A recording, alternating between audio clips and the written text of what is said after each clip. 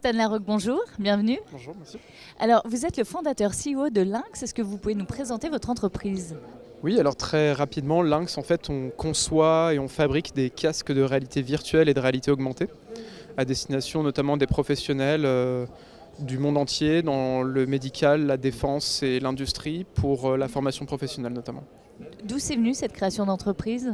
En fait, ça a commencé il y a 4 ans. En sortie d'école d'ingénieur, j'ai prototypé un casque de réalité virtuelle. Et en fait, il s'avère que c'est le futur, parce que Apple a annoncé son propre casque il n'y a pas longtemps. Voilà, il y a clairement des usages très intéressants autour de ces technologies immersives qui dépassent largement le jeu vidéo, où je pense que ça va changer beaucoup de métiers dans les années à venir et la manière dont on interagit avec le virtuel.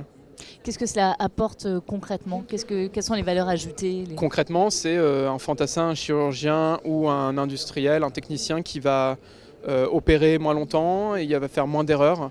Donc c'est vraiment de la productivité pour quelqu'un. C'est mieux plutôt que de s'entraîner en regardant un manuel ou en regardant un film. On va vraiment être acteur d'un geste. On va apprendre une notion particulière à travers la 3D.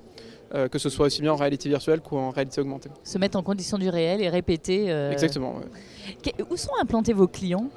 Dans le monde entier, et on ship notre casque dans 40 pays, y compris au Groenland, mais on a 40% de notre chiffre d'affaires aux États-Unis, 20% au Japon, donc je dirais que c'est extrêmement mature en Amérique du Nord et en Asie-Pacifique.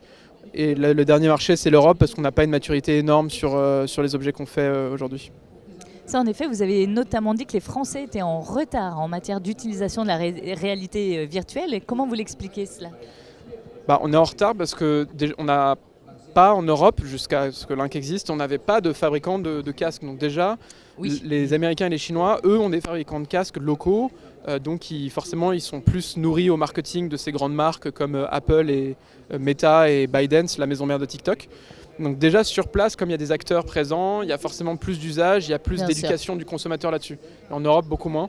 Et on a un peu peur de ces objets à tort, alors que ça fait partie du futur. Vous êtes lauréat de French Tech 2030. Quelle satisfaction, quelle motivation également en retirez-vous ?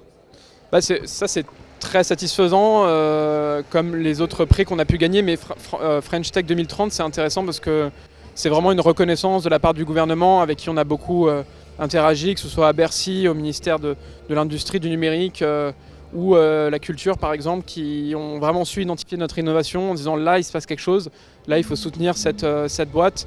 Et je pense que c'est assez intéressant et très satisfaisant quand on voit que le service public fonctionne en fait. Quels sont vos objectifs et vos ambitions pour Lynx ? Là, nos ambitions, c'est de pouvoir distribuer le plus de casques possible. Donc voilà, on continue. Là, on est dans la 3e levée de fonds pour justement accélérer notre déploiement commercial et industriel dans les 2 ans à venir. Donc le but, c'est que les gens arrêtent d'utiliser des casques américains ou chinois, notamment en Europe, et puissent enfin bénéficier de quelque chose d'un peu plus souverain, un peu plus respectueux de la vie privée, surtout sur ces objets-là. Donc, voilà. Quel message vous pouvez transmettre à vos futurs clients qui justement hésitent, doutent ou ne connaissent pas suffisamment encore ces casques de réalité virtuelle ? Plutôt que de faire un long discours, mettez-le sur la tête. Je vous conseille vraiment de mettre le casque sur la tête. Ça vaut mieux que tout le discours marketing que je pourrais vous sortir en fait. Merci beaucoup Stan Larocque. Merci.